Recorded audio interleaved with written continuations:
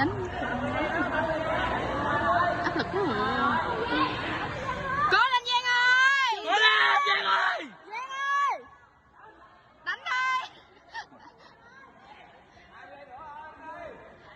đánh đi, cố lên Giang Bùi, cố lên Giang Bùi ơi, cố lên Giang Bùi ơi, đánh đi, cố lên.